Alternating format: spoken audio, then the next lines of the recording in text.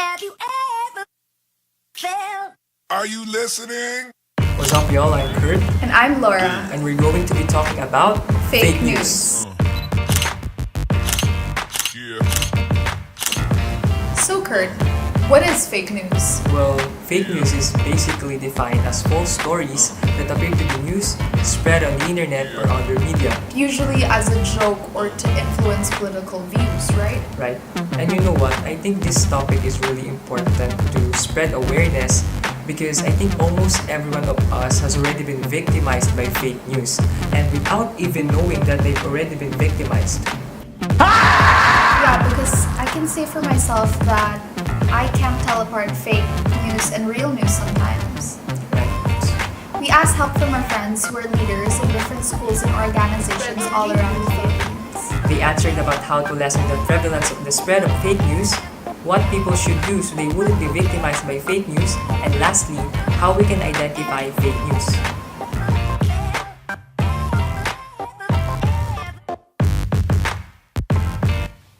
Hello and good day.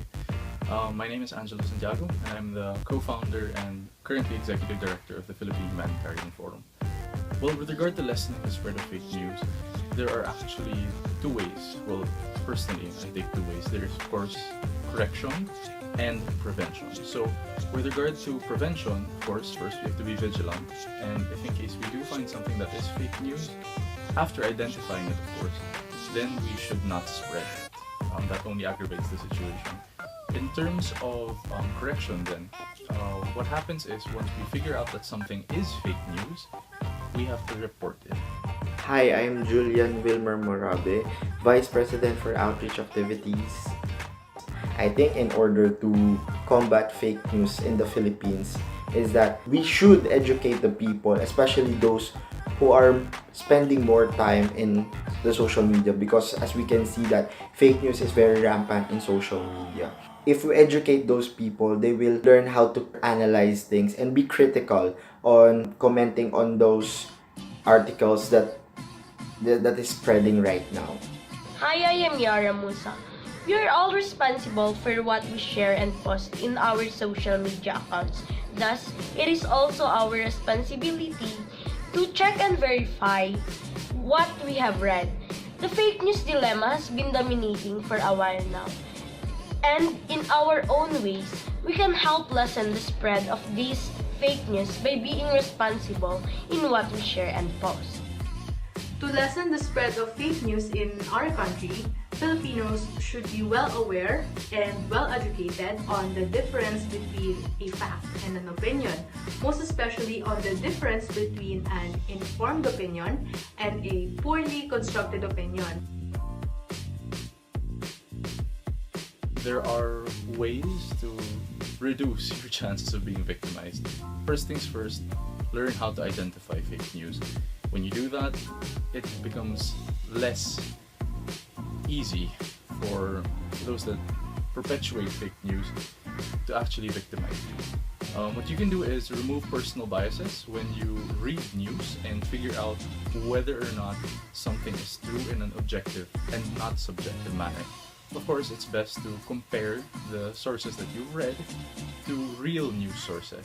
And of course, if you can, ask people on the ground, because doing so reduces your chance of being victimized. Be vigilant and be critical and analyze things more, because if we do that, sabi nga nila, lamang ang may alam. If you have knowledge about the things, you can better analyze or help people in combating fake news. For us to avoid being victims of fake news, we should not easily believe in what we read, and we should always check the source of the news. One best way to confirm it is to see and check with our credible sources that we are subscribed to if what we have read is accurate. For people not to be victimized by fake news, people should always check the source and the credentials of the one who posted the fake news.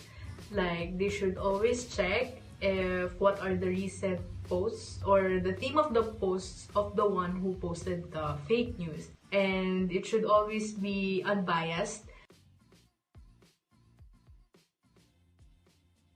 I know I was saying previously about identifying fake news. There are actually multiple ways to do that. First of all, you have to treat it as you would any other research. Very simple, very straight to the point. Of course, one, check legitimacy of facts.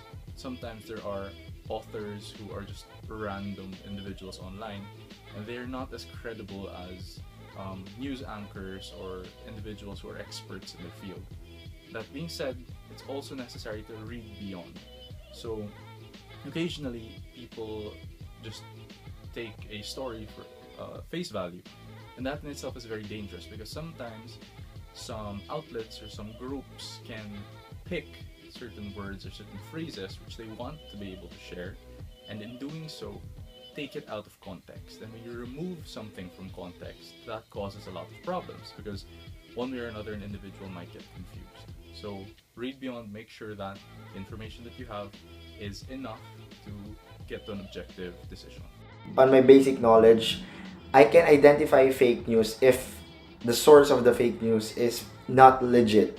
You should identify who posted it and if the source is very legit.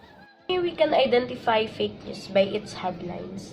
Fake news headlines are exaggerated, and one who is keen and fond of reading newspapers easily identifies whether the news is fake or not.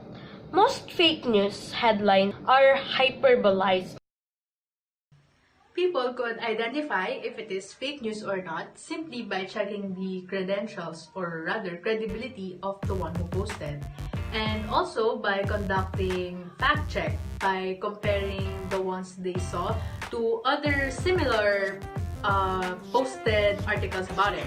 And also, there are several organizations and news articles from credible sources that help us inform on the different sites that spread fake news. Thank you to your friends for sharing their thoughts and ideas about fake news. And thank you guys for watching.